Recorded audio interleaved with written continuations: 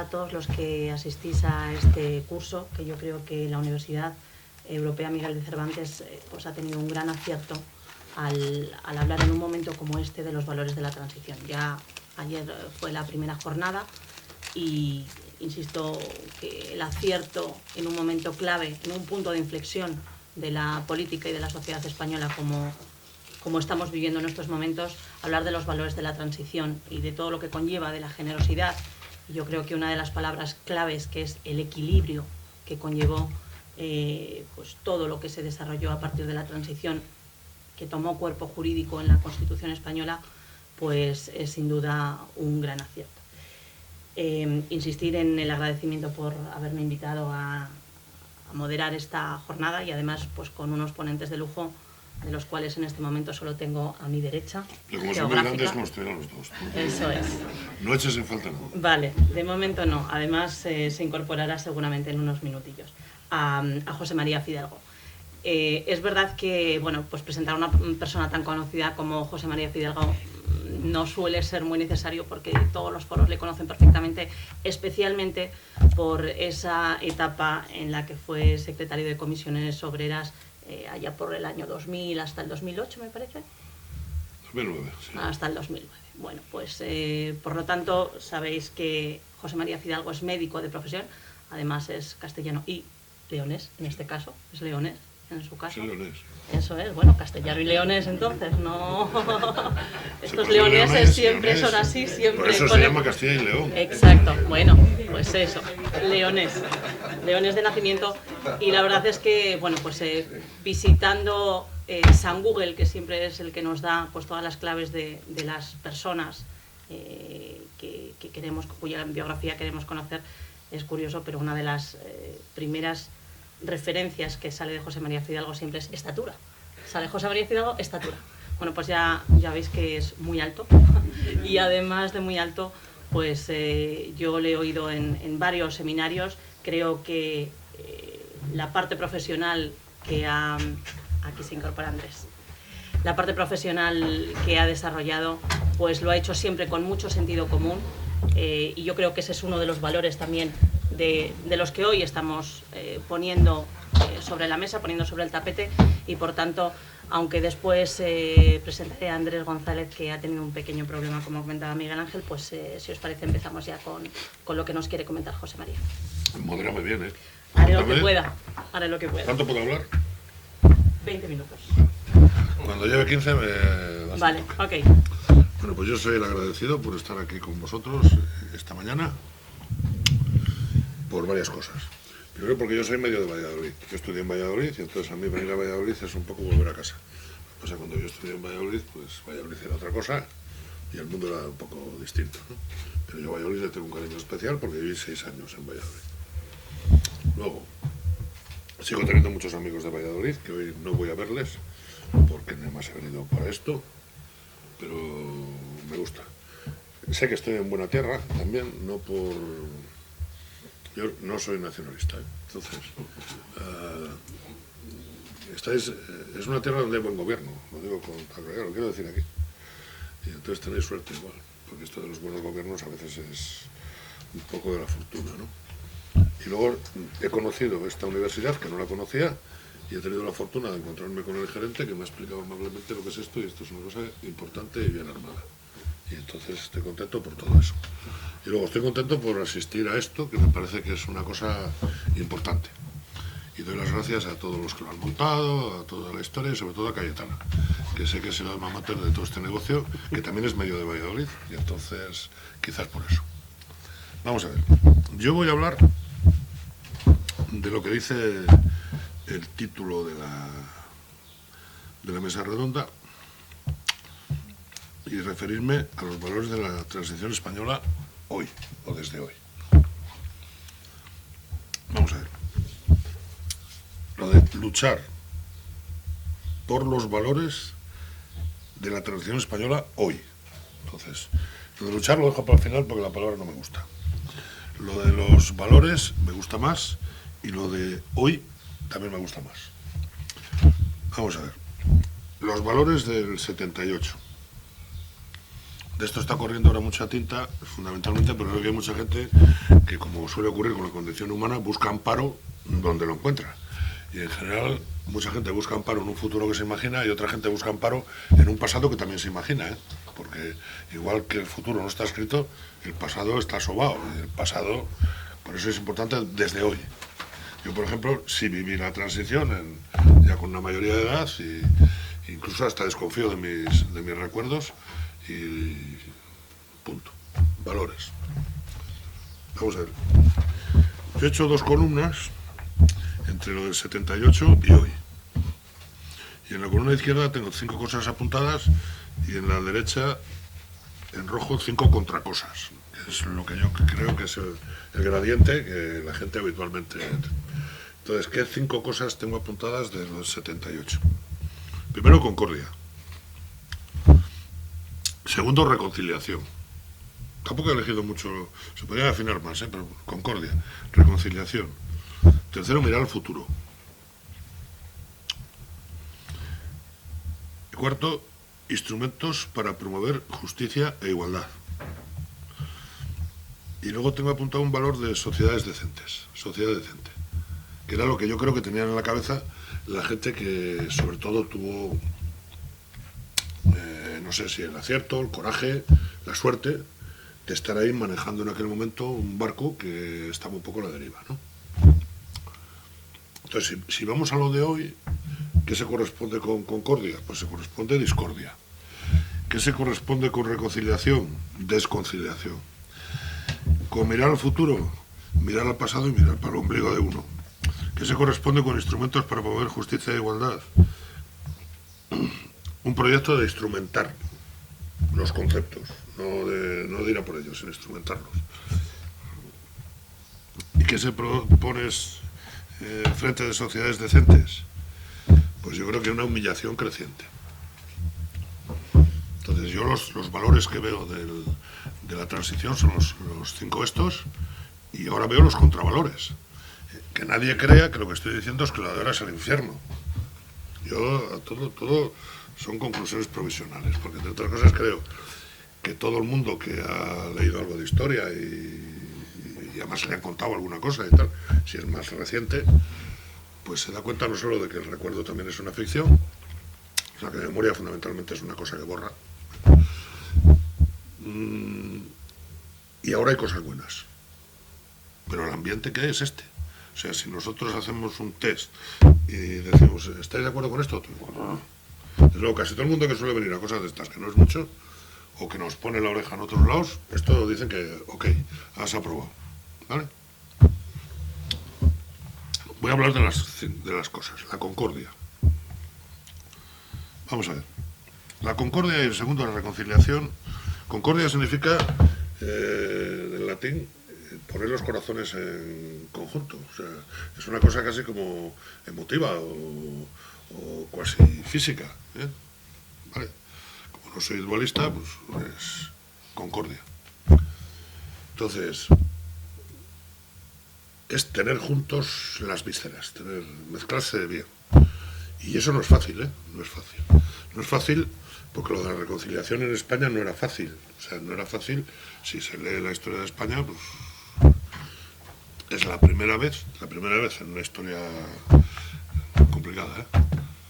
Donde de alguna manera no solo los representantes, hasta físicos, algunos de ellos, de 2 bandos que anduvieron a tiros 3 años y enfrentados durante una dictadura que duró demasiado, bueno, pues no solo se daban la mano, sino que se sentaron y se salvaron la cara unos a otros. Y no solo para hacer un paripé. O sea, ahora yo creo que muchas veces se dan la mano para hacer un paripé, cuando en realidad era mejor que se dieran puñetazos o que hicieran alguna cosa un poco menos lesiva para la gente y se lesionaran ellos, ¿no? Pero entonces no solo se daban la mano, sino que estaban sentados en los mismos bancos haciendo cosas. Y estaban gente que algunos habían estado con un fusil frente a otro que estaba en un fusil. Yo de eso conozco a varios, de los 2 lados, ¿eh? Y además me han contado ellos sus vivencias personales, que es de lo más hermoso. Yo, por ejemplo, sé en un frente dónde estaba el general Sabino Fernández Campos y dónde estaba un amigo mío, ¿eh? que estaba con una carretera por medio y se veía en la cara. Y era además de un pueblo de al lado. Entonces, hicieron una cosa no solo muy hermosa, sino muy importante. Quizá precisamente porque habían tenido ese pasado. Quizá. Porque yo desde luego creo que la gente que suele hacer heroicidades no es la gente de bocazas y tal, sino es lo que algunos han llamado los héroes de la retirada, que son los que son capaces de mandar al ejército muy bien y de repente tocar el silbato y decir ahora estaros quietos. Porque en general, para ganar batallas hay que demostrar al contrario que al ejército lo puedes mandar ponerse quieto. Estos los ejércitos lo tenían medio quietos, o sea que había algunos extremos por ahí que funcionaban y tal, pero hicieron una cosa que me parece muy importante. E hicieron, como conclusión, una constitución que es la primera vez en la historia de España que la votaron todos. Y España tiene una ristra de constituciones en el 19 y algunas en el 20, ¿eh? Y no es porque los del 19 y el 20 fueran más tontos, o tuvieran más mala leche, o que tuvieran menos fortuna. Es que nos tocó eso. Y entonces, como consecuencia de eso, estamos todos con la cabeza formada de una determinada manera, incluso por estratos de edad. O sea, mi generación pues es consciente de que ha vivido posiblemente la época más placentera, por decirlo de alguna manera, de la historia. Porque como consecuencia de lo que hicieron también vino la apertura de España, la apertura económica, apertura social, y bueno, pues no está mal, porque además como mi generación tiene alguna pequeña conciencia de haber contribuido en algo, porque estábamos allí. Yo estaba aquí en la Facultad de Valladolid cuando empezaron las movidas universitarias en Valladolid. Yo me acuerdo perfectamente cuando detuvieron a 2 amigos míos y me acuerdo de las primeras manifestaciones en Valladolid. Y tengo fotos.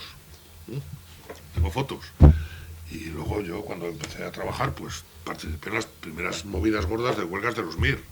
Y entonces sabíamos lo que estábamos haciendo, no. Pero como consecuencia de lo que hicimos, asentamos el sistema de formación de posgrado más fuerte que ha dado origen al mejor sistema sanitario de Europa. ¿Vale? Entonces, claro, tiene uno la idea de que somos partícipes. Posiblemente uno de los problemas que tiene ahora la gente de una generación posterior a la nuestra es que no participaron en aquello. Y tienen derecho a querer participar. O sea que a mí la gente que quiere participar en general me cae bien. Lo que no me gusta es la gente que quiere que participen otros y ellos se llevan la plusvalía, ¿no? Bueno, pero fue muy importante aquello. Lo tercero era mirar al futuro. Entonces esta gente miró al futuro porque cuando hicieron la Constitución, la Constitución me parece que es una cosa que había que llevarla en el bolsillo. Yo tengo 2 ejemplares pequeños de la Constitución, uno del 25 aniversario que me regalaron porque yo era secretario del sindicato y estábamos en un patronato que promoción de la Constitución, y otro de un acto que montó el sindicato en el 30 aniversario de la Constitución y de la monarquía, y fue el primer acto en que participó la Casa Real en un acto sindical y lo hicimos en Tenerife y vino el príncipe. Bueno, entonces era príncipe. Entonces la Constitución es una cosa muy hermosa y además yo creo que está trabajada con un cariño, o sea que los constituyentes o los equipos de ellos cuidaron hasta las comas, ¿eh? Vosotros leerla porque hay cosas que no se pueden decir mejor. Y además es pequeñita. Es muy moderna la Constitución. Pero claro, yo la Constitución me he fijado, por ejemplo, del artículo 39 al artículo 52, que son políticas sociales y económicas. En el 39 se habla de cosas tan modernas como la protección de la familia, de los hijos, los padres y los derechos de los niños. En el artículo 40 se habla de la redistribución de la renta personal y regional para intentar equilibrarla constantemente como tendencia y conseguir la estabilidad económica. Se habla de la aspiración al pleno empleo, se habla de la formación y la adaptación profesional, se habla de la seguridad y higiene en el trabajo, se habla de la limitación obligatoria de la jornada laboral y se habla de las vacaciones obligatorias pagadas. En el 41 se habla de lo que es la seguridad social pública. En el 42 de los derechos de los trabajadores y de la tutela de los derechos de los trabajadores españoles en el extranjero, derechos sociales y económicos. El 43 habla de la protección de la salud, el 44 de cultura, ciencia e investigación, el 45 de medio ambiente y recursos naturales, el 46 del patrimonio histórico, el 47 del derecho a la vivienda, el 48 de la participación de la juventud, 49 de la promoción de los disminuidos físicos y psíquicos, 50 habla de las pensiones públicas y dice nada menos que tienen que ser adecuadas, revalorizables y que hay que hacer una pata de servicios sociales que no existía. En el 51 habla de los derechos de los consumidores, que es muy moderno, y en el 52 de que hay que promover organizaciones profesionales para que haya sociedad civil. Entonces, esta Constitución es muy moderna. Está inventada, no, tiene cosas que vienen hasta de la Constitución de la República de Weimar, y vienen algunas cosas cogidas muy importantes, por ejemplo, de la Constitución italiana de la posguerra, que fue una constitución en la que hubo tiros. O sea, y hubo gente que le pegaron tiros, por ejemplo, a un tío importante, que había estado en la guerra civil en España. Y entonces esa Constitución tiene una cláusula que se hizo muy famosa cuando la discutieron, porque estaban muy orgullosos de ello, sobre todo la izquierda y los liberales, pero bueno, la votaron todos también, que se conocía como la cláusula Leslie-Obaso, y es una cosa que en la Constitución española se articula perfectamente en el artículo 9 y dice que es una Constitución que rige leyes que tienen que promover cosas. O sea, no es una Constitución que dice, oye, esto que lo haga el Senado. No, es que dice para qué hay que hacerlo. Entonces dice nada menos, en el 9.2, que corresponde a los poderes públicos promover las condiciones, o sea que el poder público no es para sentarse en una silla, es para remar.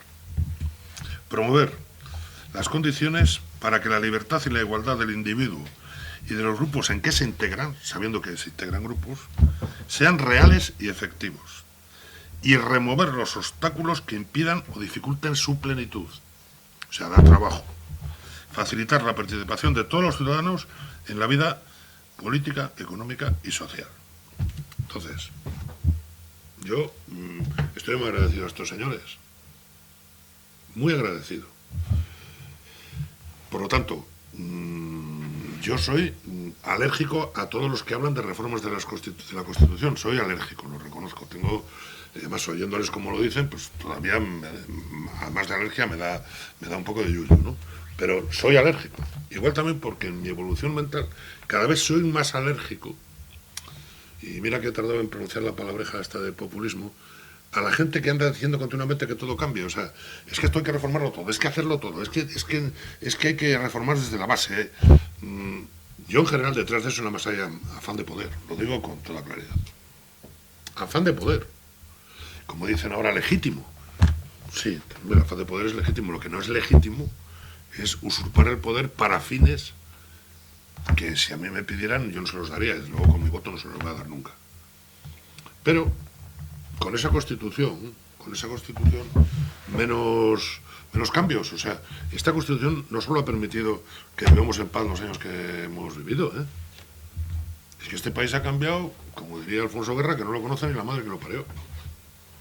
Y a él tampoco. Entonces, yo creo que él mismo fue un objeto que cambió gracias a esta Constitución que iba a hacer un país que no lo conocía ni la madre que lo parió.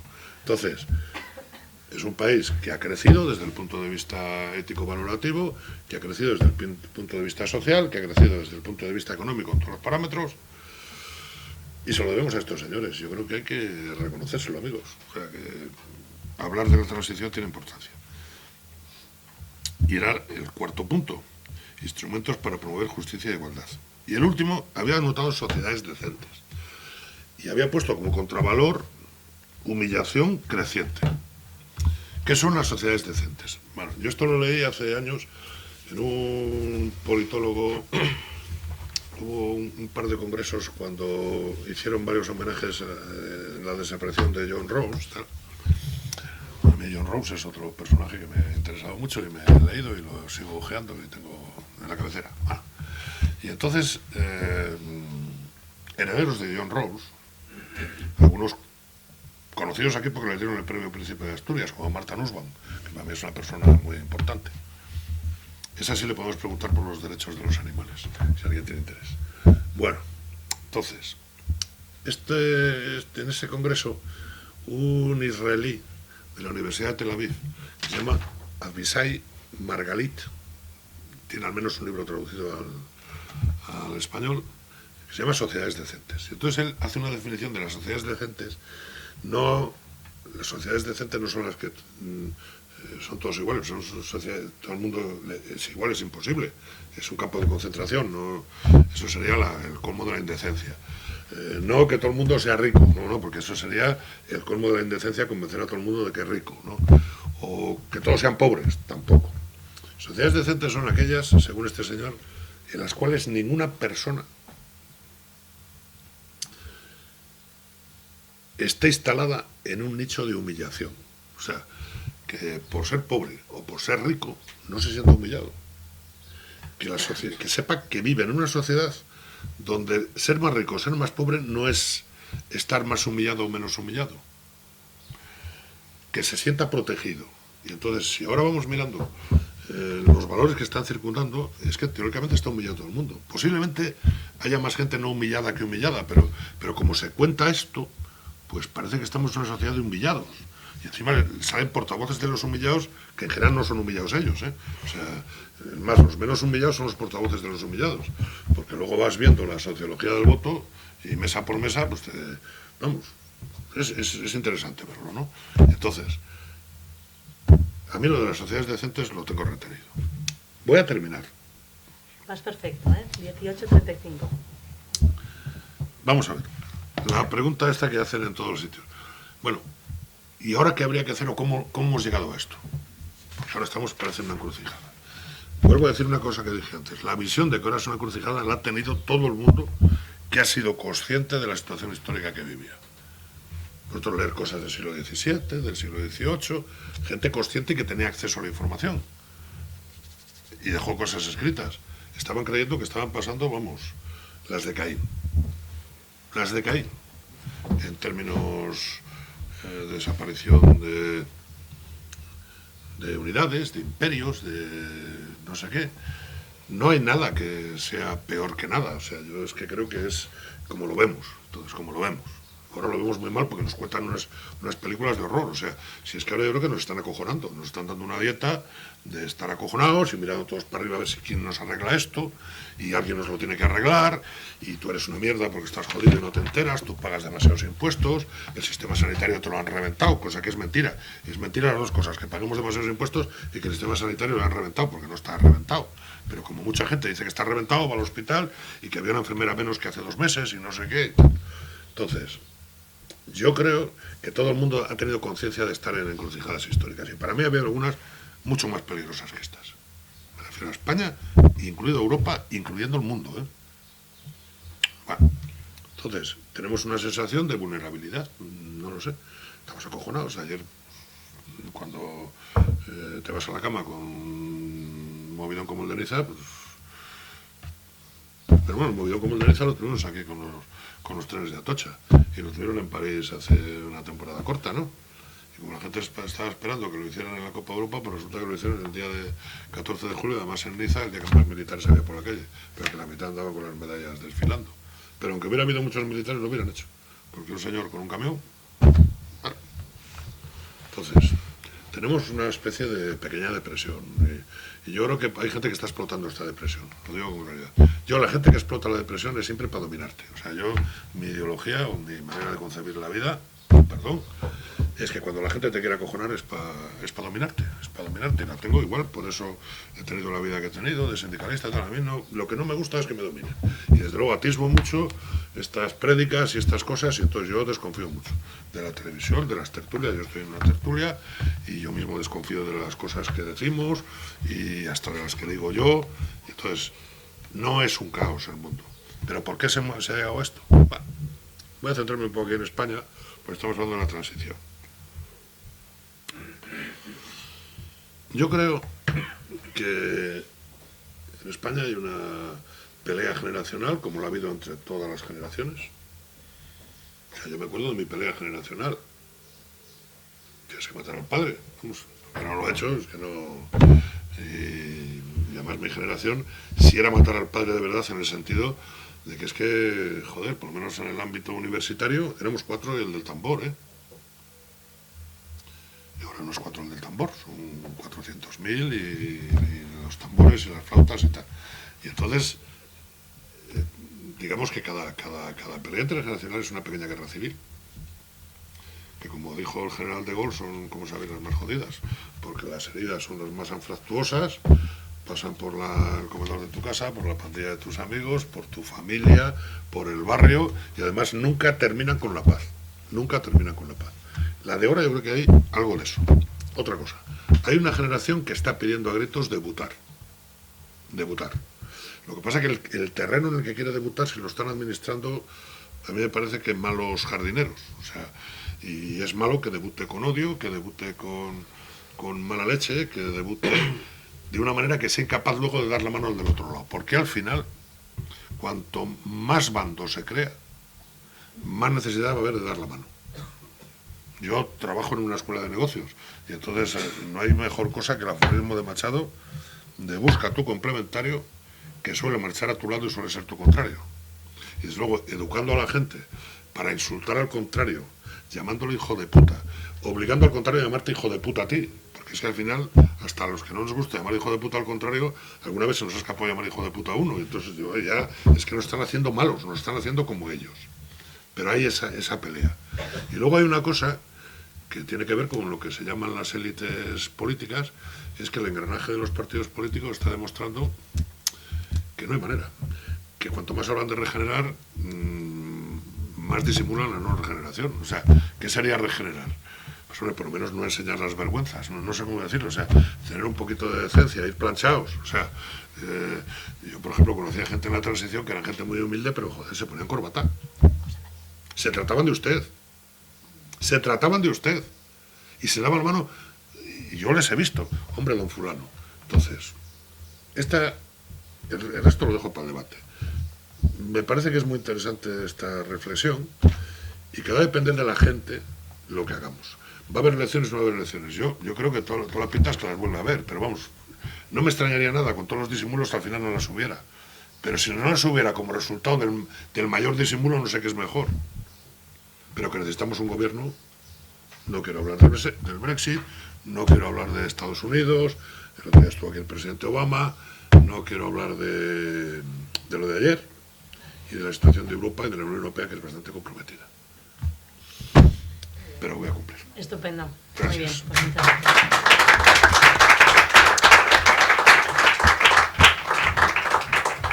Muy bien, pues damos paso a Andrés González. Andrés es economista, es director de Taringa España. Acaba de publicar hace poco tiempo un libro que se llama La economía a la intemperie y también es uno de los primeros firmantes del Manifiesto de Libres e Iguales. Así que, Andrés, cuando quieras. Muchas gracias, Cristina. Buenos días. Muchas gracias a la Universidad Miguel de Cervantes. Es un enorme placer estar aquí.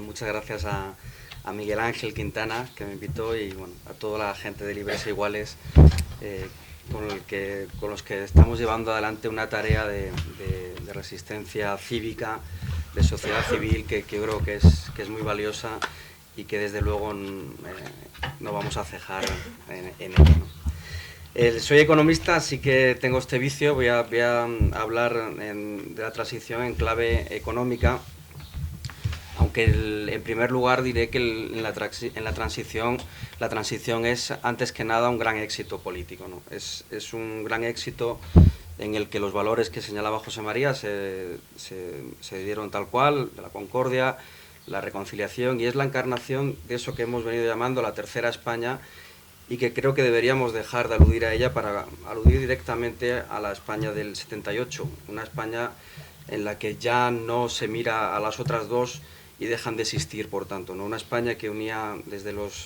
comunistas, que tenían su estrategia de reconciliación, hasta la gente del régimen que había decidido volarlo y dar paso a una España que por fin no fuera diferente. Estábamos todos de acuerdo en que España no debía ser distinta de Francia, no debía ser distinta de Alemania, no debía ser distinta del Reino Unido, y queríamos tener un régimen democrático, con una economía de mercado, un estado del bienestar, unos sindicatos fuertes y una presencia en la Unión Europea que consiguió concretarse pocos años después, ¿no? Creo que nuestra participación también en la OTAN es algo que debemos también valorar muy positivamente y que nos sitúan en el lado correcto del mundo, el lado de la civilización, el lado de la libertad, de los derechos humanos y contra la barbarie.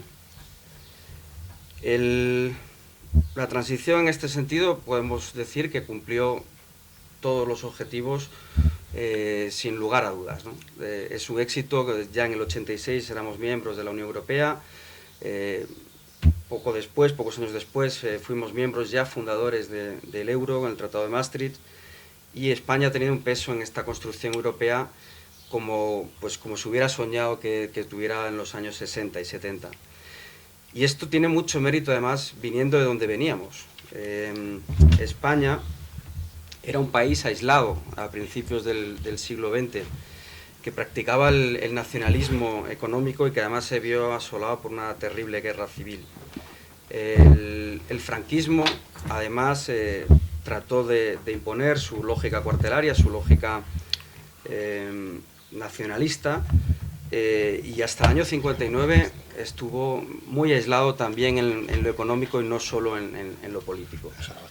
Es a partir del año 59 cuando se inicia una apertura hacia el mundo y es un primer paso hacia esa transición, ¿no? Desde el año 59 hasta los años 70 en España comienza a funcionar la sociedad, comienza a funcionar la actividad empresarial también. Llegan un montón de empresas a montar sus fábricas de coches en España, Renault, Citroën, Opel. Desde los años 60 a principios de los 70 se instalan aquí en España, ¿no? Pese a esto, entre 100 y 200.000 españoles tenían que salir cada año fuera de España a emigrar, a trabajar, porque la economía española no daba de sí lo suficiente para poder incorporarles al mercado de trabajo. En la transición nos encontramos en una coyuntura en la que las cosas en la economía iban bastante mal. Veníamos de la crisis del petróleo, una crisis del petróleo no resuelta ni afrontada en España, y lo que se decidió en estos pactos de la Moncloa fue ahorillar el debate económico. La gestión económica de esos años no fue buena. No fue buena, pese al mito de la bondad de los pactos de la Moncloa. Simplemente se consiguió aplazar algunos debates unos cuantos años para poder avanzar en la reforma política, y probablemente fue un enorme acierto.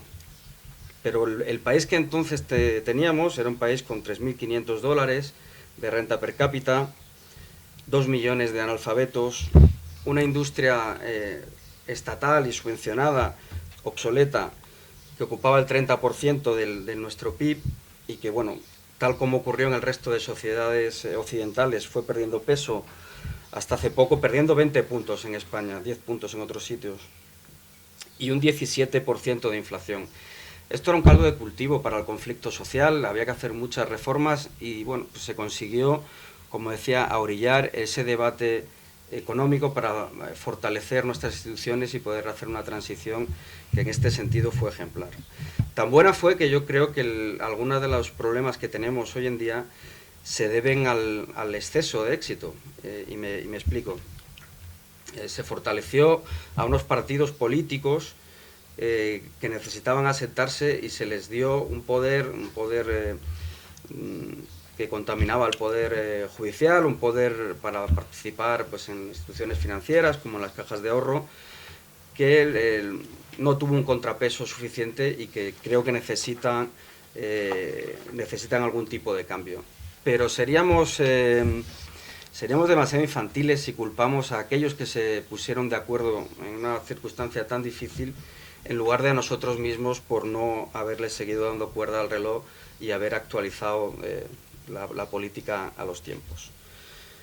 El problema que tenemos hoy en día es que ya no podemos estar tan de acuerdo en que queremos ser un país como los demás, en que España deje de ser diferente. No por lo que está ocurriendo en España, sino por lo que está ocurriendo en el resto de Europa y en el mundo. No tenemos muy claro hacia dónde vamos. igual que el proyecto político europeo y atlantista estaba muy claro y tenía un recorrido de 20, 30 años que hemos visto desarrollarse con una ejemplaridad máxima, hoy no sabemos muy bien qué es lo que queremos hacer con el mundo. Sí hay algún tipo de agenda pues, contra el hambre, de protección del medio ambiente, etcétera, pero tengamos en cuenta que siendo estos fines muy loables, son de un calado político pues, que no aporta demasiado para lo que podemos hacer en cada una de nuestras sociedades, ¿no? Y el peligro que tenemos es de perder el norte y centrarnos en las políticas del odio, en las políticas fracasadas. Os voy a leer una cita, luego diré de qué año es y quién lo dijo, para que veamos qué tipo de mercancía averiada nos están tratando de colocar, ¿no? Dice, la fórmula que inventa el capitalismo es bien sencilla. Tú pones un trabajo, yo te doy un jornal y en paz.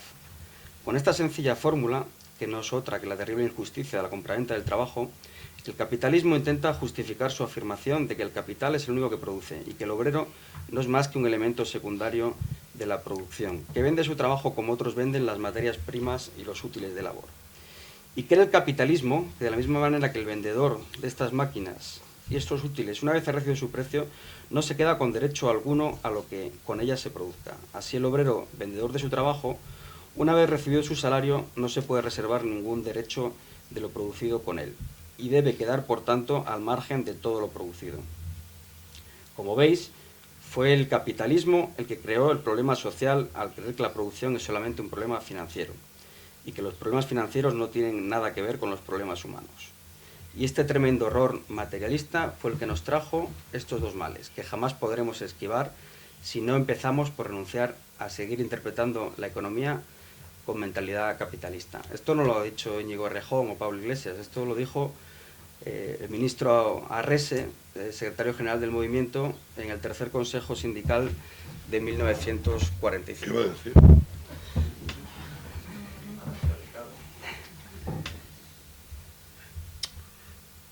Verdaderamente este es un tipo de legado con el que seguimos cargando, que ha tenido algún tipo de acción benéfica, desde luego, sobre la protección, sobre la tranquilidad de los trabajadores, pero de los trabajadores que estaban dentro del sistema. Este tipo de mentalidad tan antigua, esta mentalidad deja fuera las oportunidades para muchísima gente. Y explica también pues, que desde que se empezaron a hacer las reformas laborales allá por el año 84, 89, el mantenimiento de este tipo de fórmulas basadas en la Carta del Lavoro italiano y basadas en el Estatuto de los Trabajadores, en la legislación laboral franquista, ha hecho... El Estatuto de los Trabajadores... No, perdón. De Franco, Sí, no, he corregido. Si tienes el texto comparado con lo de ahora, mira a ver cuánto queda del original. Bueno, se ha cambiado la letra, pero seguramente parte del espíritu permanece. Lo de Estatuto de Trabajadores. No, luego para debatir. Bueno, lo que tenemos es de lo que hablaba Juanjo Dolado con bastante acierto y mala leche. Tenemos un sistema, un mercado de trabajo y un sistema productivo en el que tenemos unos trabajadores que están en Singapur con la máxima flexibilidad y teniendo que buscarse la vida día a día, y otros que están en el Kremlin. Esto no es muy bueno y habrá que afrontar en los próximos años algún tipo de acuerdo internacional, porque si no se nos va a caer todo el chiringuito, se nos va a caer nuestro sistema de pensiones, nuestro estado de bienestar, y esto es algo que ha costado mucho hacer y que hicimos con $3.500 de renta per cápita. Lo hicimos por la guerra, por la cantidad de muertos que hubo en la guerra. Si no, no tenemos seguridad social. Bueno, fue gratis, en ese sentido. Sí, las pensiones, desde luego, una generación que no las cobró, pero la sanidad no estaba... No, pero la sanidad no se paga con impuestos. Venga, seguimos. Venga. No, Andrés, porque si no... Perdón. Había quien decía que no iba a haber debate entre José María y yo. Pero parece que sí. En definitiva...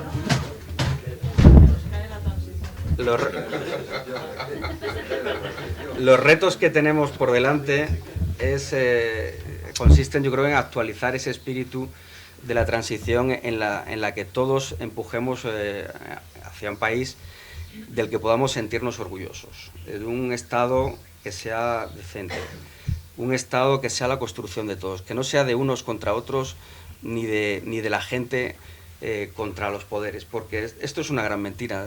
Nosotros hemos recuperado la soberanía, toda la gente, todos nuestros representantes que han hecho estas leyes han sido elegidos por nosotros, y la continuidad del sujeto político es algo fundamental.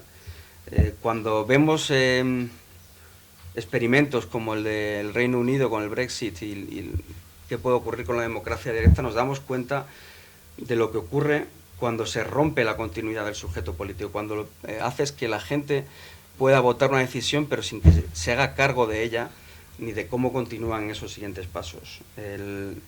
Espero que en España no caigamos en esta tentación adanista de la democracia directa, del asamblearismo, que sería un gran paso atrás respecto a ese gran pacto que fue la Constitución de 1978. Muchas gracias. Muy bien.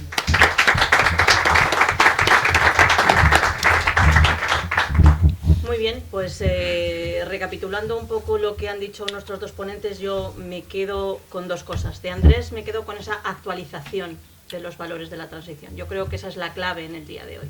Teniendo en cuenta todos esos valores que se han ido hablando a lo largo del día de ayer y que ha puesto sobre el tapete José María, yo creo que sin duda ninguna la clave es esa, actualizarla.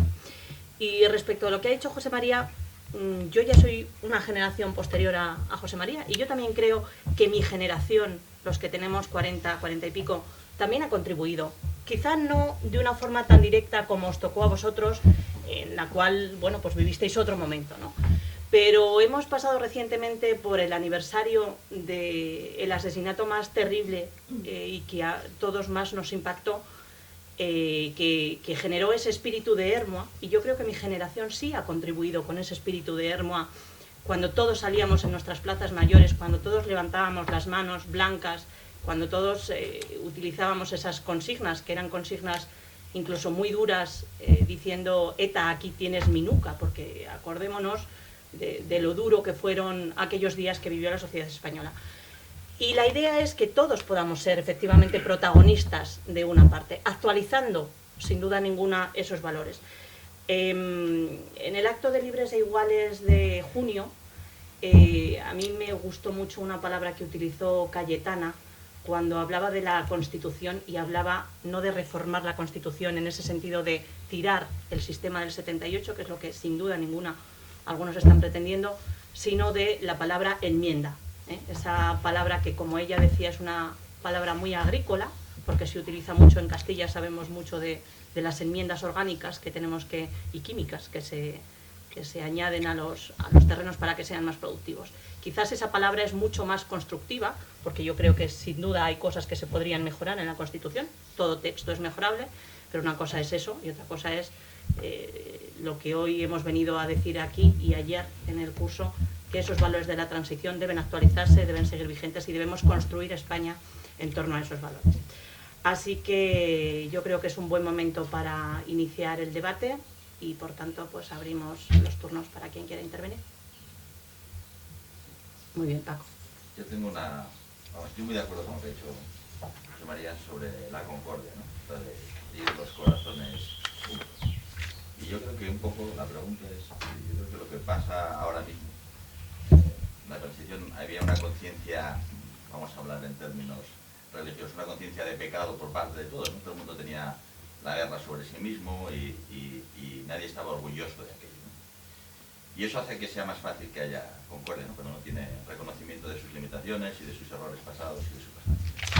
Sin embargo, yo creo que lo que hay ahora es un ejercicio de soberbia. Es decir, que somos yo soy político también, tan puros, tan perfectos, que es imposible.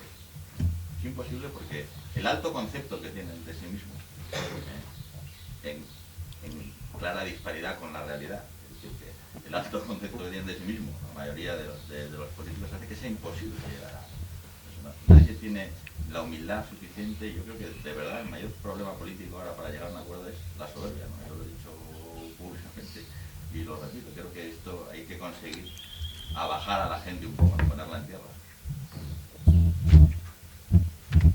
Bueno, vamos a ver. Voy a decir una cosa a la moderadora. Si una cosa a ti, no te voy a decir una cosa a ti. ¿Quieres Tienes para todos. No, pero bueno, prometo ser muy breve. Yo estoy de acuerdo contigo en lo de la enmienda. O sea, Cayetana sabe mucha historia y además conoce lo que voy a decir seguro. Thomas Jefferson, que fue un tipo importante, ¿no? Y, por ejemplo, Thomas Paine, que también fue otro tipo muy importante. Hay un libro precioso que está traducido sobre el pensamiento de Thomas Paine, que es curioso, ¿no? Aquí un libro como estos no lo habría, nunca, ¿eh?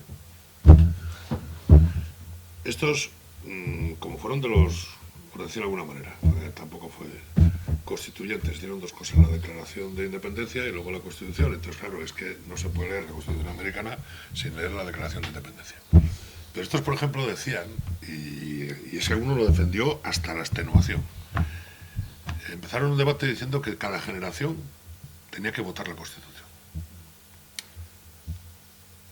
Y por eso quiero decir lo que voy a decir. Y viene lo de enmienda. Al final el debate ese se desembocó en otra cosa, que es el mecanismo de las enmiendas del Tribunal Supremo. Entonces estos decían que cada generación tenía que votar la Constitución porque en su ideario estaba que la generación no puede dejar la actual a la siguiente ni deudas ni hipotecas, porque cada generación tiene derecho a hacer lo que le dé la gana y que no podemos dejarle ni un agujero en seguridad social ni una mierda de vida por delante con salarios bajos, vamos a imaginarnos, ¿no? Que los salarios no los define la Constitución, pero bueno, porque cada generación tiene que acometer su vida como si fuera desde cero, o sea, únicamente le ponemos una base, un basamento, tal, y que por lo tanto cada generación tendría que buscar su Constitución. Entonces, allí, cuando lo discutieron, decían, es imposible porque vamos a una guerra civil, como cada 15 años haya que votar el reglamento del partido de fútbol, al final al árbitro lo echamos, ¿vale? Y de hecho estuvieron a punto de echarle en la guerra civil. Pero, lo digo por lo de la juventud, nada más. Y luego, una cosa, las cosas cambian un huevo, o sea, no tengamos miedo a los cambios, cambian un huevo, y los cambios no son predecibles. Pero eso también mirando la historia, eso para Cayetana, que es historiadora. Norman Davis, yo el último libro que he leído de él, y creo que es el primero traducido, el tocho ese de los imperios desaparecidos, todo está ya de manera inopinada, pero todo estaba muy abonado. O sea, lo que está pasando ahora se lleva regando 20 años, y no por culpa de estos señores, no por culpa de estos señores, ni de este texto, ni de la transición. La mala hierba crece sola y hay siempre gente que lo riega. Eso lo para ti. Luego, a ti quería decirte, por lo que dijiste antes de lo de la cita esta de Rese y tal esto. No, a mí no me extraña. O sea, Girón de Velasco fue el que hizo la historia aquí. Y eran falangistas y había un pensamiento político, un ideario político en aquellos momentos que era totalitario. Totalitario significa meter a todo el mundo en una batidora y, joder, es que iban a los congresos sindicales del Vertical y les llamaban, yo también tengo textos de esos, no fui a ninguno porque no estaba yo todavía. Y entonces les llamaban señores obreros, señores productores. Decía, sí, señores obreros. Eso lo decía Solís. Entonces, a mí eso tampoco me espanta. Pero luego, el Estatuto de los Trabajadores no es una copia del Código del Trabajo italiano. Evidentemente, la gente que lo estaba escribiendo todavía no sabía quién era Romagnoli. Yo sí sé quién era Romagnoli, que todavía está vivo. Quién era Romagnoli, y yo en este momento no estoy de acuerdo con algunas cosas que metió Romagnoli en el Código del Trabajo italiano. Pero también te digo una cosa. El mundo del trabajo en España iba a venir, no solo la crisis del petróleo del 73, sino la de Dios es Cristo cuando se cayó todo el aparato productivo. Que no era culpa de los derechos de los trabajadores, Y solo faltaba que hubieran metido aquí un capítulo de modernización económica que hubiera anticipado a no sé quién, a los neoliberales estos que se pusieron de moda. Vamos, hubiéramos rematado la cosa cojonuda. Yo creo que los trabajadores apencaron con muchas cosas y los pactos de la Moncloa, que eran unos pactos para intentar colaborar en la La estabilización la había empezado ya el régimen franquista, ¿eh? O sea, sin entender lo que pasó en el 59, no se entiende lo que pasó después. Pero como estamos hablando de la transición, no voy a echar piropos a los tardofranquistas ni al Opus Dei. Pero arreglaron bastantes cosas, ¿vale? Incluso la integración en Europa. O sea, que estaba todo previsto e inventado. Entonces, yo personalmente creo que pusieron primero el caballo y después el carro. Y era una operación política, creo que era una operación política, porque lo que estaba ventilando era la política. No cómo iba a ser el capitalismo dentro de 30 años, que entonces no lo sabía nadie. No lo sabía nadie. Y unos agarraban a Keynes y otros a no sé quién. Pero vamos, si Keynes ve esto, posiblemente alucinaran algunos o volvieran a enterrar a Keynes. Entonces, eso no va ni en contra de Keynes ni en contra de los enterradores. Entonces, yo quiero defender también ese proceso que hubo en la transición. Y luego, las reformas que ha habido del Estatuto de los Trabajadores, ¿sabes cuáles han funcionado? Las que estaban negociadas porque eran más equilibradas, más sostenibles y más duraderas. Yo conozco bastante del sindicalismo europeo porque estaba en la Confederación Europea de Sindicatos 8 años en el Comité Ejecutivo. Entonces, el sindicalismo español y la patronal española, hasta la muerte de José María Cuevas, y pongo ahí un tinglado, hicieron bastantes cosas positivas por todo esto. Y el resultado de lo que ocurre ahora no solo hay que atribuirlo a cómo hicieron las reformas laborales o no, ¿eh? Porque aquí hay que reformar todo, todos los días. Otra cosa es querer arreglarlo todo con una reforma siempre de lo mismo, que es tirando hacia abajo del precio del trabajo. Aunque lo diga Rese, yo es que no, vamos, a Rese era un señor que colaboró un huevo en el régimen franquista, que era corrupto por definición, porque era una dictadura. Pero el problema de la economía española en este momento, desde mi punto de vista, es el problema de un capital humano y de un tipo de empresas que tienen unos agujeros como un queso de Gruyère, que basan su acción en una cosa que está topada, que es retribuir poco al capital humano. Eso en un mundo abierto y competitivo termina en 2 telediarios, y ahí bailaremos la siguiente, ¿eh? Que ya no será de esta manera, serán disturbios.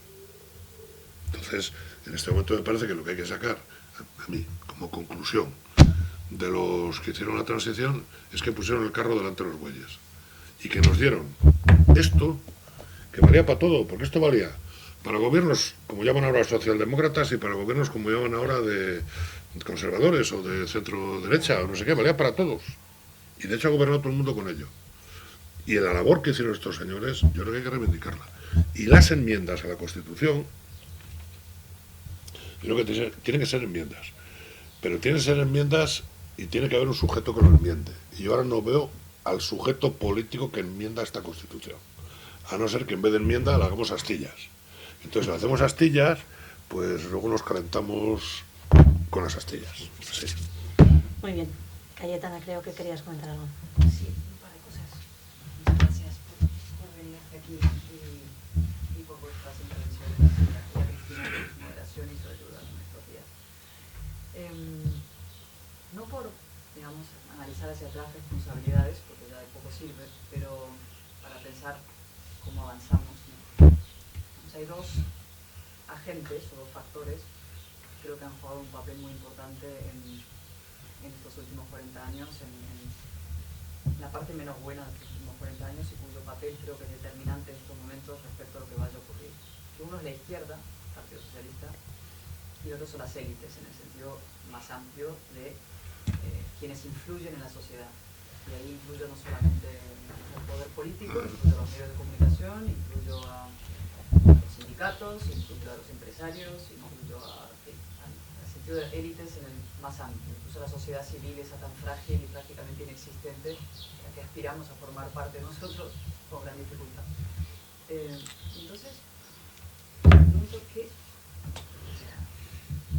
se puede hacer? Porque no vamos a analizar hacia atrás, tiene que ver con la guerra civil, con el imaginario colectivo, con lo que fuera, pero para que un partido socialista en España, socialdemócrata, realmente asuma, interiorice los valores de la igualdad, de la modernidad, la igualdad de derechos, y que no caiga en ese profundo error en el que han caído, y no solamente el Partido Socialista en España, sino la izquierda en general. Tony Jat ha escrito mucho sobre eso, en la deriva de las políticas identitarias, es decir, en la sustitución de las políticas igualitarias, los principios de igualdad, por las políticas de género y las políticas de identidad. En el caso español es especialmente exacerbado porque le lleva ahora a la proclamación, escuchando ayer o anteayer ya a Pedro Sánchez hablando de las negociaciones posibles o no, diálogos de gobierno, a incluir, digamos, una reforma constitucional claramente encaminada a digamos, ampliar los derechos históricos, a darle a Cataluña un papel, digamos, a reforzar la singularidad que se llama. O sea, está avanzando en un camino claramente contrario a la modernidad, claramente contrario a los principios que uno enumeraría como muy elementales en una socialdemocracia general, entroncada en el resto del mundo lo que está pasando, con lo cual no caigamos en el excepcionalismo español de creer que nuestra izquierda es peor que otra, pero ahí hay un problema grave, ¿no?, que hay que abordar y que hay que afrontar y que hay que poner sobre la mesa. Y el otro es el papel de las élites, que yo creo que estos 40 años, si lo miramos no por salvar al pueblo de su responsabilidad, porque los ciudadanos tenemos la responsabilidad, entre otras cosas, de votar y decidir a quién ponemos, pero desde luego las élites en este país y su escasa y frágil convicción democrática ha sido muy notable. Tanto lo que tiene que ver con la manera de afrontar, combatir, si se quiere, por usar una palabra fuerte, ideológicamente y políticamente, el nacionalismo, que es algo tribal y reaccionario, que no se ha hecho de las élites, y eso lo hemos vivido en Madrid, por usar el término catalán, de manera muy especial, ¿no? Se ha dado al nacionalismo una legitimidad moral, se le ha convertido en interlocutor único de las comunidades autónomas como si no existieran otros catalanes que no lo fueran, se ha nombrado Pujol Español del Año, no se ha atrevido a hacer frente políticamente al desafío separatista y se ha utilizado el AMPA policial por detrás, o sea que es una fórmula verdaderamente divina, pero además fracasada y evidente, no solamente inmoral, sino una ineficacia absoluta porque legitima a tu contrario, digamos, a tu amenaza, ¿no? O sea, realmente la manera en que las élites españolas han afrontado ese problema es pésima, ¿no? Y en el caso del populismo de última generación, 3/4 de lo mismo, ¿no? Hay gente, medios de comunicación, muy especialmente, que han hecho del fracaso español un negocio y que se dedican a hacer el fracaso español caja. Y no solamente medios de comunicación, editores, gente muy respetable en Madrid que se pasea por todas las cenas y cenáculos, sino periodistas concretos, por ejemplo, que son teóricamente derechas, pero que hacen caja en esos medios, azuzando y calentando una olla a presión populista que nos estalla a todos en la cara. Con lo cual, fijadas esos dos focos de responsabilidad, y sin excluir la responsabilidad de tantos otros, incluidos los partidos a los que uno tiene más cerca, creo que habría que afrontar esos dos. ¿Qué opináis? Ten cuidado con lo de que tienes más cerca, porque yo te veo cerca de... De la nada, ¿sí? No, de la nada no. Yo te veo cerca de mí, pero ten cuidado. Estar cerca. Yo, ¿sabes? Mantengo un espíritu crítico que reparto por eso. Creo que hay grados y en esto de las élites, si yo soy elitista en el sentido que creo que los liderazgos sociales, políticos y económicos tienen una responsabilidad mayor, porque quien tiene capacidad de influencia tiene la obligación de ejercerla con responsabilidad, valga la redundancia, ¿no? Y no creo que tengamos en estos momentos, o hayamos tenido en estos años, élites y creo que también es un problema extendido, que tiene que ver con la emocionalización de la política, el triunfo del irracionalismo por encima de la razón, con muchos otros fenómenos, pero creo que es un asunto grave y a ser tratado con urgencia. Una cosa pequeña, vamos a ver, es que, Cayetana, tú como historiadora, vamos a ver, yo no quiero volver atrás, En todos los exilios españoles, que ha habido en el siglo XVIII, XIX, exilios, todos han terminado con unas operaciones en las cuales los exiliados conspiraban, tejían, imaginaban, escribían y tal, ¿no? Desde José María Blanco White hasta tal. Y todos acabaron elaborando unas teorías sobre cómo dar la vuelta a la tortilla en España, donde empezaron a coger adherencias del tipo que tú dices. O sea, se adhirieron al reino de Aragón en vez del de Castilla, ponían como ejemplo los fueros, ponían como ejemplo, cuando empezaron a alabar a Andalucía islámica, bueno, musulmana, tal, no sé qué. Eso hay un montón escrito. Entonces yo creo que todos los intentos que ha habido en España de derrocar fundamentalmente lo que mandaba, que era el absolutismo monárquico y tal, ¿no? Y de eso está contaminada toda la izquierda, incluso creo que la izquierda en aquel momento eran los liberales, vamos, ¿no? Entonces, generando una serie de nebulosas ideológicas que han nutrido los genes de varias generaciones, hasta extremos de producir esas cosas que dices tú, que para mí son monstruosas. O sea, yo no sé si soy de izquierdas o de derechas, yo he creído siempre que era de izquierdas, pero ahora es que me da igual. O sea, entonces, como me creía que era de izquierdas, yo no puedo concebir que a mí me fusilen en el mismo paredón que un carlista. O sea, igual por eso que me fastidia la explotación de la gente y los engaños para torearte, ¿no? Entonces, lo mismo que le dijo Reduejo a Franco, ¿no? Cuando le mandó la carta de despedida. Si alguna vez yo voy a un paredón, que igual me lo tenía merecido, no quiero que me fusilen en el mismo paredón que a usted y al general Varela. Entonces, prefiero que me fusilen con otros, ¿vale? Entonces, se ha llegado al extremo de hacer unas mezcolanzas que yo no me lo imaginaba, te lo digo de verdad. Yo ver a alguien que dice con la misma cara que es de izquierdas, aliado con los fueristas, con los nacionalistas y tal, igual que no concibo cómo alguien desde un sindicato puede defender la secesión de Cataluña. Pues David, lo tienes ahora. No, que ya no sé que lo tengo. Bueno, yo a Pepe ya le conocía de antes, pero bueno, entonces, no lo entiendo. Pero bueno, una cosa es que nosotros no lo entendamos y otra cosa que hacemos. ¿Qué hacemos? Las élites. Vamos a ver, las élites son élites mientras la cosa va bien. Cuando no, hay varias defecciones de élites en la historia de España y algunas curiosas, ¿eh? Y gente muy importante, ¿eh? Oye, si contamos bien la historia de Ortega o la historia de Marañón y la historia de otra gente, joder. Vale, cuando la cosa se pone mal, vale todo. Y luego se vuelve y, joder, Ortega cobró una pensión de Franco cuando volvió. Y a pesar de las cartas que le mandaban algunos diciendo, usted que ha sido lo que es, échenos una mano, oye, no eche una mano. Entonces, yo de las élites me fío lo que me fío. Entonces, tú dices, ¿qué hacer? Por ejemplo, tú estás preocupada por el Partido Socialista. Yo ya no estoy preocupado, lo digo de verdad. O sea, es una cosa que ya se me ha pasado. Yo creo que en España debería haber un Partido Socialista. Creo yo que debería haberlo a tenor de lo que parece que la gente quiere decir cuando vota. Que es mucho pretender saber lo que la gente quiere decir cuando vota, igual que es mucho pretender saber lo que es un Partido Socialista ahora. O sea, por ejemplo, el domingo pasado, en El País, publicó una tribuna un amigo mío, José Luis Leal, que era sobre esto, que era interesante, aunque le faltaban cosas, pues según mi criterio. Luego hay que conocer la historia del socialismo español también, que no es tan sencilla. Ahora el ejemplo es Felipe González, pero Felipe González ha sido un paréntesis en una historia que empezó en 1890 y pocos. Y Felipe González ahora es una persona muy alabada, pero en aquel momento recibió más palos que un pandero. O sea, y bueno, entonces, yo creo que en este momento, lo digo de verdad, la responsabilidad es de la gente. A ti no te veo afiliándote a un partido socialista, pero como estás diciendo, ¿qué se puede hacer para que haya un partido socialista? Digo, Cayetana, afíliate y empieza desde abajo. No. Bueno, pues ya lo sé.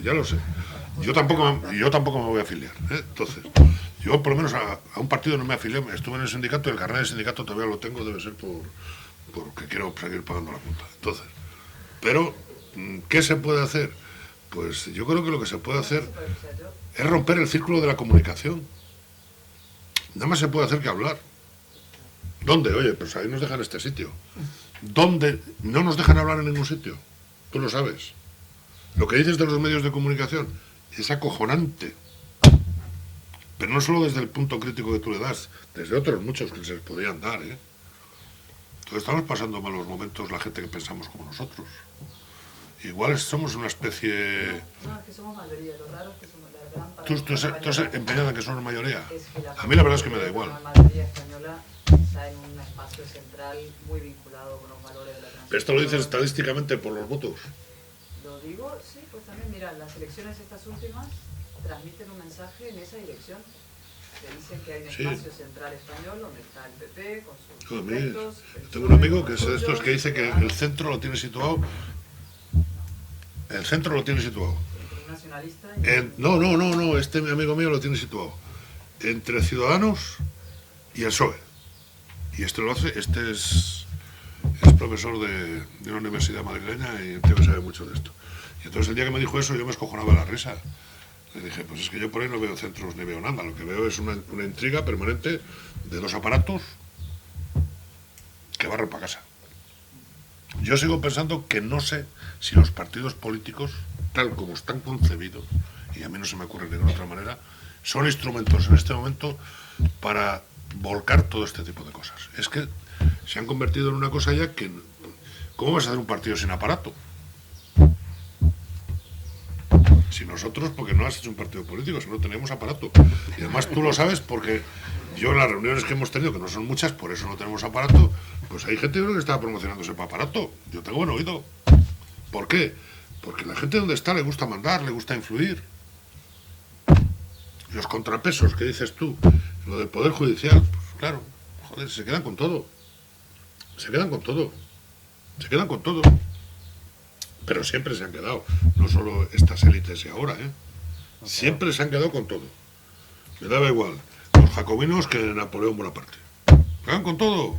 Y montaban sus reinos y sus fincas y nombraban a sus hermanos, a sus cuñados, y al que no le hacían mariscal le hacían duque. Siempre igual.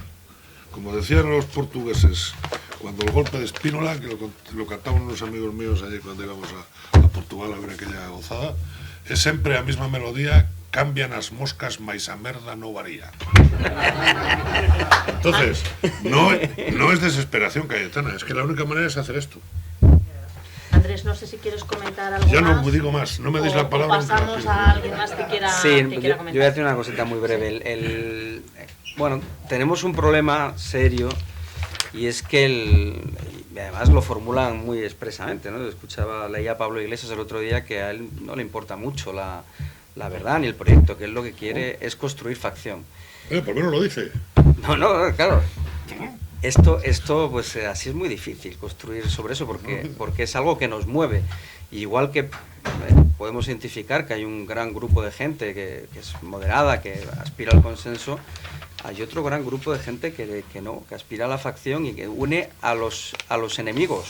Es curioso, parece que Franco ha definido con su anti-España ahora a un grupo de gente que no tiene nada en común, pero que sí tienen en común este odio a ese proyecto común, ¿no? Es algo que hablaba con Miguel Ángel hace unos días, ¿no? La anti-España pues existe a partir de una construcción que no es nuestra, ¿no? Que es algo que... Yo hablo mucho, ¿no? Pero es que la anti-España existe, el nacionalismo existe, Sí. el populismo existe, pero ¿qué existe del otro lado?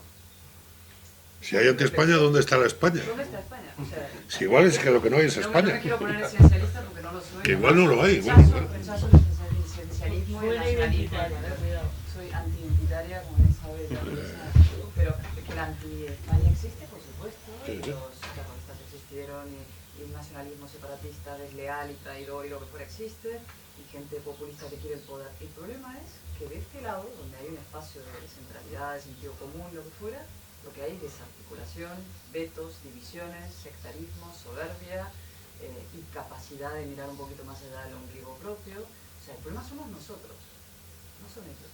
Yo te lo digo, ellos son lo que son, estamos todavía mirando, fíjate si Puigdemont va a ser o dejar a mí, me da igual lo que estos no se hagan. Lo que me importa es lo que hacemos nosotros. Bueno, ¿Qué estamos haciendo nosotros? se ha dimitido de esa... Tenemos a Sánchez ahí, a Rivera diciendo que no se mete en el gobierno, cuando en el fondo le hubiera convenido a él y al país meterse en el gobierno y mandar. A Rajoy esperando a ver qué... somos nosotros.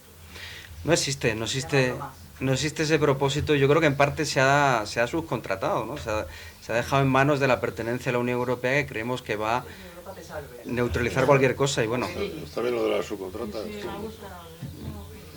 Lo que pasa es que la subcontrata siempre coge lo que tiene riesgos. O sea, una empresa, lo que es central, no lo subcontrata. Claro, Yo eso me he peleado con las contratas subcontratas y joder, lo tóxico, penoso y peligroso. La logística y no sé qué. Sí. Y el centro de la empresa al final puede desaparecer. Quedan 4 tipos en un consejo de administración, pero es una subcontrata, tienes tu razón. Y una vez se subcontratan para arriba y otras para abajo. Y el problema, añadiendo a lo que tú dices que hay al otro lado, es lo numeroso que empieza a ser esa anti-España. Para mí eso es un gran No, lo que problema. sale, porque igual no es tan numeroso, ¿eh? Porque ¿El brillo Hombre, que tiene? El brillo. Bueno, de momento, en respaldo en votos, yo creo que es muy considerable el número al que ha llegado. No A sé, mí, desde yo luego... no tengo... En eso estoy con Cayetana, no tengo... Bueno, no sé. El A voto mí es- me asusta Si nos la cantidad, uniéramos- porque... Si nos uniéramos todos los Sin duda. de España, digamos, Los que decimos, estaría mal, barríamos, pero el barríamos, problema es claro, barríamos. Creo que Miguel Ángel quiere comentar algo. ¿Alguien más por detrás quiere comentar alguna cosa? Sí. Una pregunta que hablamos de los generaciones y demás que quieren participar. ¿Puedes hablar un poco más Sí, alto, que por quieren favor? participar en política las nuevas generaciones y tomar un... Pues en este momento quieren empezar a entrar. Entonces, mi duda es, ¿la democracia directa que hablaba, decisiones como el Brexit, no ayudarían a que esas nuevas generaciones se sientan partícipes de las decisiones? Porque, por ejemplo, si algo se caracteriza del siglo XX respecto al siglo XXI, es la división de las fronteras que ha habido en Europa. Se han creado numerosos países nuevos. Entonces, ¿no ayudaría que haya voto directo para ciertas decisiones? Yo creo que no, que en absoluto, porque como contaba antes, eso debe estar sujeto a una acción política de largo aliento. La democracia directa, el asamblearismo, te dice hoy una cosa y mañana otra. Esto no es una manera muy seria de asumir compromisos a largo plazo. A lo mejor es muy emocionante y uno se siente muy partícipe en el momento de votar, pero desde esa forma de organizar los asuntos públicos no se puede construir nada muy complejo. Si todo está sujeto a un sí o a un no, pues que pueda depender de una papeleta o no, digamos, de pulsar una tecla, ¿no? Yo creo que esto es de verdad, nos la han colado, esto es el trotskismo, esto es el aburrimiento de los años 60 que se mostró fracasado. Esa gente que ha dado tanto la tabarra ha puesto en circulación una idea averiada, que es que así es como se ejerce la democracia, y no es verdad. Para hacer cosas complejas hay que contar con el de enfrente, hay que contar con el disenso, no con una mayoría en una asamblea. Eso es una forma de democracia pues muy primitiva. Yo creo que los jóvenes tienen que involucrarse en... Vosotros sí estáis a tiempo de afiliaros a un partido y tratar de cambiarlo. Yo no os lo recomiendo mucho porque yo también pasé por eso 4, 5, 3 años y fue más que suficiente. Pero la forma de participar es desde las instituciones, desde los partidos y haciendo cosas que realmente tengan largo aliento. Al menos así lo veo yo. Una última pregunta si la hay y cerramos el panel. Un comentario pequeñito. Yo creo que en la asimetría en la información para la toma de decisiones es tan grande que cuanto más sea el arco del compás, más aleatorio es lo que puede salir de ahí. O sea, porque por ejemplo, decidir lo del Brexit, como se decidió, y al día siguiente tener 3,5 millones de firmas diciendo que no querían Brexit y unas manifestaciones, sobre todo en Londres, tremendas, eso significa algo. Significa algo. Entonces, ¿qué significa desde mi punto de vista? Que los que quieren tomar decisiones y tienen información de lo que quieren tomar, las decisiones que quieren tomar, a los de abajo les ganan en información todo lo que les da la gana. Y sobre todo, las preguntas importantes no se pueden responder nunca con un sí o con un no, mi opinión. O sea, yo no conozco, vamos, ni una cosa de habitualidad. ¿Os apetece comer? Sí. No, depende. No. ¿Me entiendes lo que quiero decir? Entonces, concretamente, lo de las generaciones, la participación en las generaciones es importante, pero yo creo que por lo contrario, para no nacer ya manipulados. Es que, curiosamente, lo que pasó en los votantes del Reino Unido fue acojonante. Es que la gente de tu generación votaron mayoritariamente que querían seguir en la Unión Europea. ¿Por qué? Porque tenían unas referencias culturales distintas, identitarias distintas, afectivas distintas, unas vivencias que no tenían los otros. ¿Quién votó lo contrario? Pues oye, lo que aquí sería lo más reaccionario, pero no en términos de capas sociales, ¿eh? Por ejemplo, muchos desencantados de la reconversión en Manchester andaban por la calle celebrando el Brexit. y eran antiguos obreros afiliados a trade unions y con muy pocos años. Entonces, todo eso a mí me hace pensar lo mismo que él. Yo creo que la asimetría en la información hace imposible que una toma de decisiones en un referéndum tenga algo que ver, no ya con la realidad, que la realidad es la que es la necesidad de la gente. Y por eso luego se producen los choques. Por eso al día siguiente estamos diciendo que no querían el Brexit. Además, yo no sé todavía si lo quieren o no lo quieren. Depende de quién. Que había gente que quería el Brexit, sí. Que no dijeron por qué, también. Pero que salió el Brexit, joder, como ellos. Y que de repente ya lo que hicieron es dinamitar, según mi criterio, ¿eh? No empezó la dinamita ahora, ¿eh? No la Unión Europea han dinamitado. Yo creo que de momento han dinamitado el Reino Unido. Que ya empezó la dinamitación antes, ¿eh? En la historia de Irlanda, o leer de dónde viene porque el Reino Unido también tiene historia. Y un último apunte, yo creo que como sociedad y como individuos debemos ser más valientes y rebatir las consignas falsas, porque estamos muy acostumbrados a oír cosas y a ponernos de perfil, y creo que esa es una tarea en la que tenemos que ponernos como individuos y desde luego como sociedad. No me queda más que agradecer a Andrés González y a José María Fidalgo este rato durante esta mañana, que yo creo que ha sido muy productivo para todos. Así que muchas gracias.